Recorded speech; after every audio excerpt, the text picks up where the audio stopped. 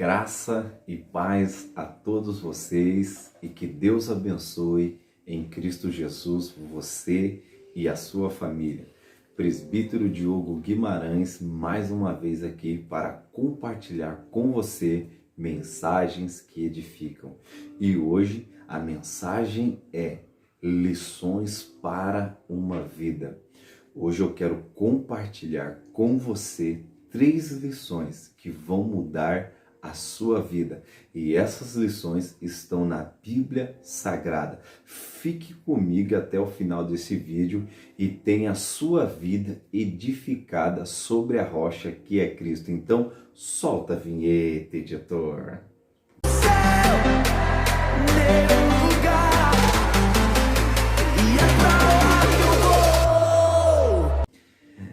Graça e paz, meus irmãos, novamente aqui com vocês, presbítero Diogo Guimarães, do canal PB Diogo Guimarães, e eu quero deixar para você aqui 3 lições ricas e importantes para você ter uma vida vitoriosa em Cristo Jesus. E essas lições, elas foram extraídas da própria Bíblia, e isso que é o legal, porque nós como os cristãos, nós não nos guiamos por fábulas ou filosofias mundanas. A nossa crença nos ensina que a Bíblia é a nossa fonte de pesquisa e de vida. E nada mais importante para um cristão do que extrair da própria Bíblia lições que mudariam a sua vida. Então, fica comigo aí. Hoje eu vou ler com vocês um texto no livro de Êxodo, capítulo 17 e o versículo 1, para extrair essas 3 lições. Então, vamos lá? Toda a comunidade de Israel partiu do deserto de Sim, andando de lugar para um outro, conforme a ordem do Senhor, e acamparam em Refidim, mas lá não havia água para o povo beber. Quando lemos Êxodo, capítulo 17, versículo 1, quero introduzir um pouquinho sobre esse texto. A história que aqui é relatada, ela traz fatos históricos de quando Deus tirou o povo do Egito sob a liderança de Moisés, e eles ficaram peregrinando nessa região deserta de um lugar para o outro, até que eles chegaram em Refidim. Eles partiram do deserto de Sim com destino ao monte de Deus, e antes de chegar ao monte de Deus, a última parada era Refidim. Vale a pena lembrar que Refidim significa lugar de descanso. Esse lugar leva esse nome porque era considerado como a última parada antes de chegar ao monte de Deus, né? E quando Israel chegou em Refidim, a primeira lição que a gente aprende quando ler essa história está no versículo 1. Olhe bem, o versículo 1 do capítulo 17 diz assim: e acamparam em Refidim, mas lá não havia água para o povo beber. Então a primeira lição que a gente aprende para ter uma vida vitoriosa com Cristo é que eu não posso me deixar vencer pelas frustrações da vida. O que é a frustração? Frustração é alimentar o sentimento por querer algo e aquilo não acontecer. Imagine só, esse povo está andando há dias de um lugar para o outro, e quando eles estão chegando em Refidim, como eu disse aqui, Refidim significa lugar de descanso, era natural que a ideia alimentada na consciência deles era: quando chegarem em Refidim, nós iremos descansar. E isso trouxe consigo as necessidades que foram levantadas durante o percurso. Eles estão andando no deserto sobre um calor intenso e escaldante. A necessidade de água era natural. Então, quando eles chegaram em Refidim, a primeira coisa que eles queriam era beber água. Segundo alguns historiadores, acreditam-se que no período de Moisés, Refidim era um lugar onde as pessoas descansavam, e neste lugar tinha fontes de água. E em volta dessa fonte, alguns pés de palmeiras que serviam para lhe fazer a sombra e descansar todo viajante que passava por ali. Então, dentro deste contexto, nós podemos observar a primeira frustração aí. Quando eles chegaram em Refidim, eles não encontraram água. E com o efeito dessa frustração, eles começaram a murmurar.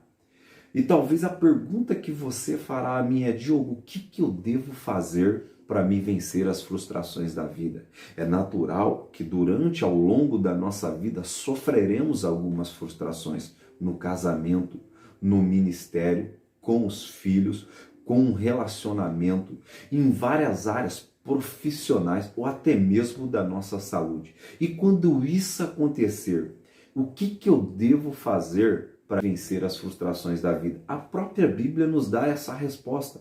Versículo de número 4 diz: então Moisés clamou ao Senhor.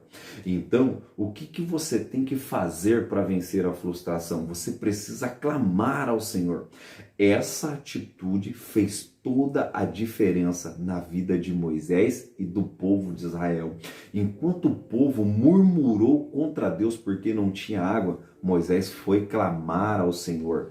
Diogo, por que clamar ao Senhor vai me fazer vencer as frustrações da vida? Vou te mostrar aqui alguns exemplos de pessoas que em momentos difíceis decidiram clamar ao Senhor e obtiveram de Deus uma resposta positiva.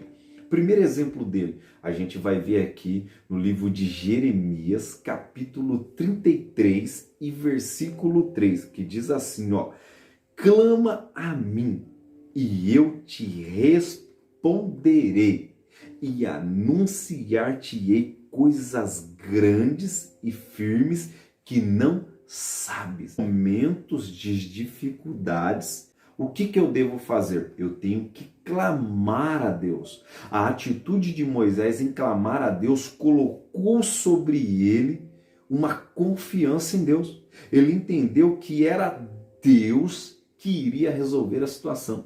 Então, quando as frustrações da vida chegar, você precisa clamar a Deus. Então, a alternativa que a Bíblia nos dá para vencer as frustrações da vida é clamar a Deus. Nós também lemos em 2 Coríntios, capítulo 4, versículo 8 e 9. Diz assim: de todos os lados somos pressionados, mas não desanimados. Ficamos perplexos, mas não desamparados. Somos perseguidos, mas não abandonados. Somos abatidos, mas não destruídos. Então, a primeira lição: não se deixe vencer pelas frustrações da vida. Nem sempre a vida vai andar no trilho que você a colocou. Porque em Provérbios diz: em seu coração o homem planeja o seu caminho, mas é o Senhor quem determina os seus passos. Segunda lição: nunca perca a esperança, ainda que a ordem das coisas se altere. Vamos olhar o versículo de número 8 do capítulo 17 de Êxodo. Olha só o que diz: e sucedeu que os amalequitas vieram atacar os israelitas em Refidim. Como eu disse aqui, Refidim significa descanso. Foi num ambiente de descanso que os inimigos decidiram atacar Israel. E muitas vezes na nossa vida é assim. A ordem das coisas se alteram para que a gente perca a esperança.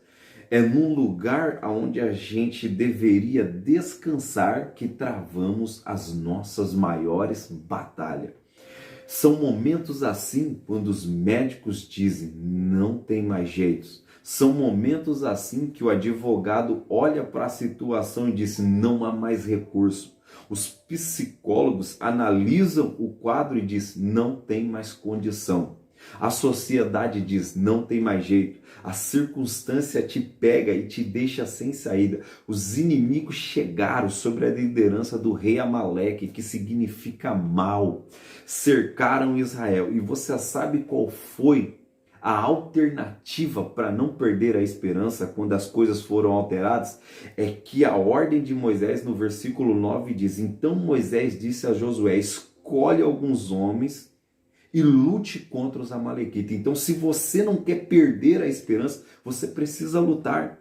Marcos 5, 25, versículo 29 diz que uma mulher tinha um fluxo de sangue e sofria 12 anos com essa doença. E diante deste cenário, aquela mulher gastou tudo o que tinha, mas não encontrou a cura. Mas quando ficou sabendo que um tal Jesus de Nazaré poderia mudar a sua história, ela disse: se eu tocar nos vestidos desse homem, eu certamente ficarei curada. E ela foi até a Jesus, rastejando, tocou em seus vestidos e aquela mulher foi curada. Uma rica lição de que quem luta não fica desamparado.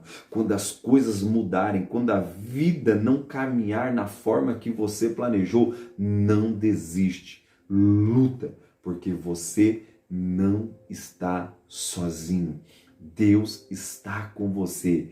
Ainda que o gigante seja como Golias, um homem forte, treinado para matar, e seja impossível para você vencer esse gigante, vai à luta, porque assim como Davi derrubou Golias na confiança em Deus, você pode vencer qualquer inimigo. Ainda que as coisas se alterem, Deus estará sempre com você. Certa vez eu ouvi uma frase que diz o seguinte: na paz, os filhos costumam enterrar os pais, mas na guerra, os pais continuam a enterrar os seus filhos. A ordem das coisas podem alterar e as pessoas também, mas o nosso Deus, ele não muda.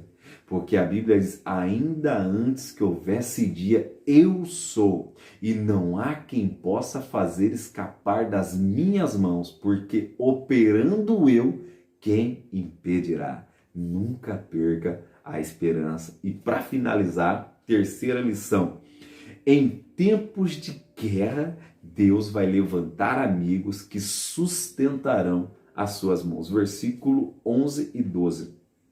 Enquanto Moisés mantinha as mãos erguidas, os israelitas venciam. Porém, quando as abaixava, os amalequitas venciam. Quando as mãos de Moisés já estavam cansadas, eles pegaram uma pedra e colocaram debaixo dele para que nela se assentasse. Então Arão e Hur mantinham erguidas as mãos de Moisés, um de cada lado, de modo que as mãos de Moisés permaneceram firmes até o pôr do sol. Nas guerras da vida, não é preciso você se preocupar, você que tem Deus como seu Salvador. As guerras virão e com certeza você travará algumas batalhas. Mas a recomendação aqui é que quando esse dia chegar, Deus vai levantar homens como Arão e como Hur, que não vão deixar a sua mão cair. É natural que durante a vida, em algum momento, nós vamos pensar em desistir de tudo. Quando a guerra no casamento começar, quando a guerra no relacionamento com a sociedade e com Deus começar, nós seremos forçados a se render. Quando isso acontecer, Deus vai levantar pessoas que manterão as nossas mãos erguidas para que elas não caiam. Então, em tempos de guerras, Deus levantará pessoas que vão manter as suas mãos de pé. Amém? Recapitulando, quais foram as 3 lições? Primeira, não se deixe vencer pelas frustrações da vida. Segundo, nunca perca a esperança quando a ordem das coisas se alterar. E terceiro, em tempos de guerras, Deus levantará amigos que manterão as suas mãos erguidas. Vou orar por você. Senhor, neste exato momento, acredito que há pessoas que estão passando por essas dificuldades. Assim como Moisés aprendeu essa dura lição na prática, há pessoas que nesse exato momento estão sofrendo por certas circunstâncias relacionadas ao que falamos aqui. Mas hoje nós aprendemos que por mais difícil que esteja a nossa vida, Deus é poderoso para transformar o cenário, à medida que eu confio na sua palavra. E que o nosso Salvador abençoe você e a sua família. Nunca desista, Deus estará sempre com você. Amém? Se você gostou dessa mensagem e achou ela um conteúdo interessante, então se inscreva no meu canal, compartilhe nos grupos do WhatsApp, no Facebook, no Instagram, faça com que esta mensagem alcance mais vidas e pessoas sejam fortalecidas e motivadas a nunca parar. Por mais difícil que tenha sido o momento atual, Deus nos dará força para vencer qualquer barreira. Então, já curte, compartilhe e deixa o seu comentário. Que Deus abençoe em Cristo Jesus. Fui!